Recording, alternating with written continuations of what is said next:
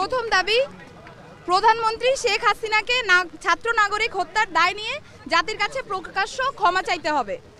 দ্বিতীয় দাবি, আইন শৃঙ্খলা রক্ষাকারী বাহিনী ও দলীয় ক্যাডার এবং সন্ত্রাসী কর্তৃক ছাত্র নাগরিক হত্যার দায় নিয়ে স্বরাষ্ট্রমন্ত্রী আসাদুজ্জামান খান কামাল, সড়ক পরিবহন ও সেতু মন্ত্রী ওবায়দুল কাদের, শিক্ষামন্ত্রী মহিবুল হাসান চৌধুরী নয়ফেল, আইনমন্ত্রী আনিসুল হককে মন্ত্রী পরিষদ থেকে পদত্যাগ করতে হবে।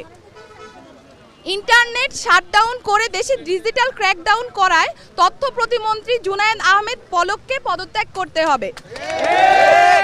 আন্তর্জাতিক মিডিয়ায় শহীদ শিক্ষার্থী এবং আন্দোলনরত শিক্ষার্থীদেরকে ড্রাগ অ্যাডিক্ট বলে কুরুচিপূর্ণ ও মিথ্যা বক্তব্য দিয়ে এবং আন্দোলনকে ভিন্ন খাতে প্রবাহিত করার চেষ্টা করায় তথ্য প্রতিমন্ত্রী মোহাম্মদ এ আরাফাতকে পদত্যাগ করতে হবে।